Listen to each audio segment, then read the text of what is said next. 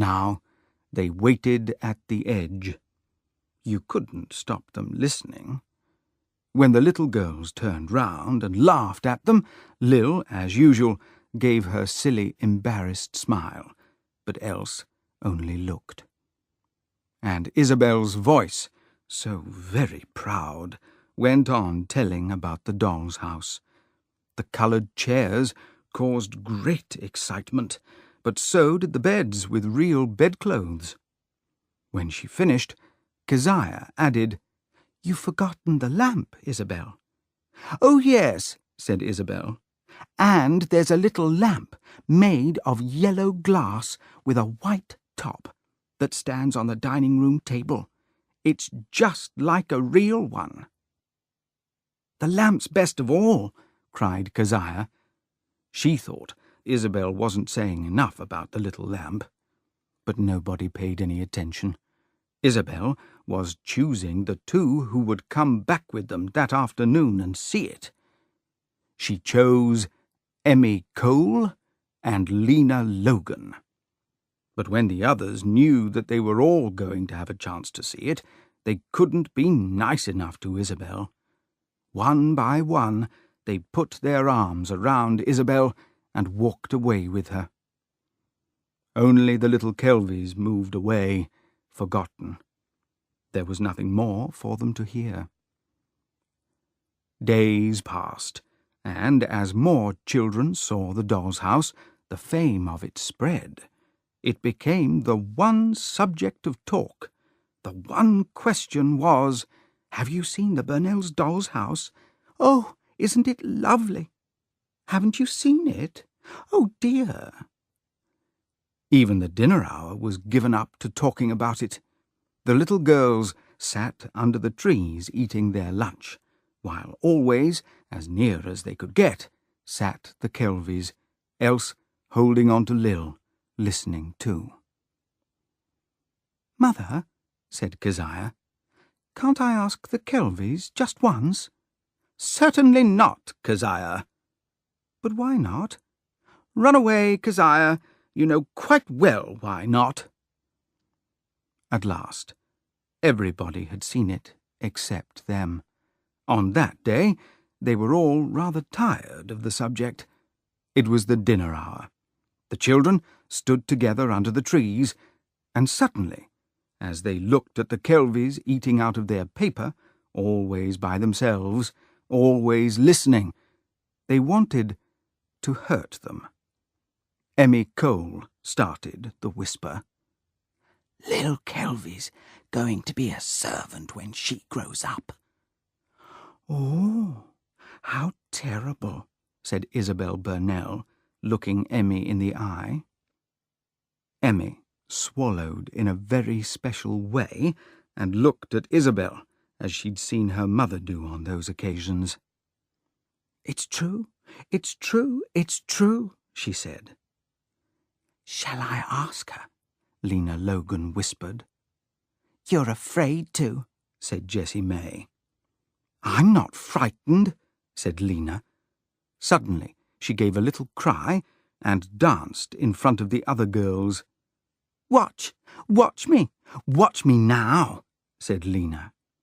And slowly, dragging one foot, laughing behind her hand, Lena went over to the Kelvies. Lil looked up from her dinner. She wrapped the rest quickly away. Else stopped eating. What was coming now? "Is it true you're going to be a servant when you grow up, Lil Kelvy?" cried Lena at the top of her voice. Dead silence. But instead of answering, Lil only gave her silly, embarrassed smile. She didn't seem to object to the question at all. What a disappointment for Lena. The girls began to laugh. Lena couldn't bear that. "Your father's in prison!" she cried. This was such a wonderful thing to have said that the little girls rushed away together, deeply, deeply excited, wild with joy. Someone found a long rope, and they began jumping over it. And never did they play so happily as on that morning. In the afternoon, Pat came for the Burnell children and took them home.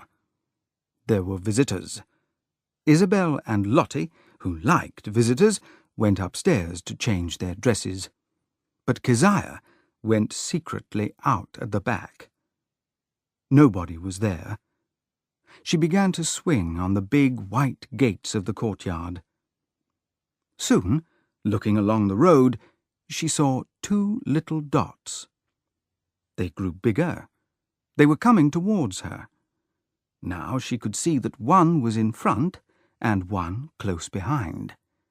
Now she could see that they were the Kelvys. Keziah stopped swinging. She got off the gate as if she was going to run away. Then she waited.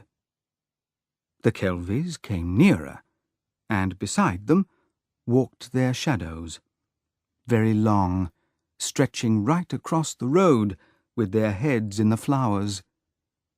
Keziah climbed back on the gate. She had made up her mind. She swung out. "Hello," she said to the passing Kelvys. They were so astonished that they stopped. Lil gave her silly smile. Else just looked at her. "You can come and see our doll's house if you want to," said Keziah, and she dragged one toe on the ground. But when she heard that, Lil turned red and shook her head quickly. "Your mother told our mother you weren't allowed to speak to us." "Oh, well," said Keziah. She didn't know what to reply. "It doesn't matter. Come on. Nobody's looking." But Lil shook her head even harder. "Don't you want to?" asked Keziah. Suddenly, there was a pull at Lil's dress. She turned round.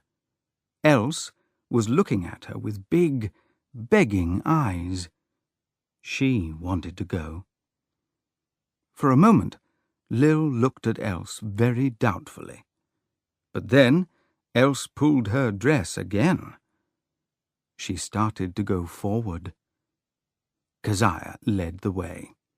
Like 2 little lost cats, they followed across the courtyard to where the doll's house stood. "There it is," said Keziah. There was a pause.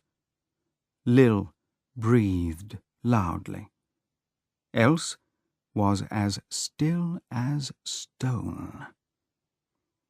"I'll open it for you," said Keziah kindly. She undid the hook, and they looked inside. "There's the sitting room, and the dining room, and that's the—" "Keziah!" It was Aunt Beryl's voice. They turned round. At the back door stood Aunt Beryl, looking as if she couldn't believe what she saw. "How dare you ask the little Kelvys into the courtyard?" said her cold, angry voice. "You know as well as I do you're not allowed to talk to them. Run away, children, run away immediately, and don't come back again," said Aunt Beryl, and she stepped into the yard and sent them away as if they were chickens. "Away you go, immediately," she called, cold and proud. They did not need telling twice. Burning with shame, somehow they crossed the big courtyard and went out through the white gate. "Bad, disobedient little girl," said Aunt Beryl to Keziah, and she shut the doll's house noisily. When the Kelvys were well out of sight of the Burnells, they sat down to rest on a big red pipe by the side of the road. Lil's face was still burning. She took off her hat and held it on her knee. Dreamily, they looked over the fields, past the stream to where the Logans' cows stood waiting to be milked. What were their thoughts? Soon, Else moved close to her sister. By now, she had forgotten the angry lady. She smiled, her rare smile. "I saw the little lamp," she said softly. Then both were silent once more.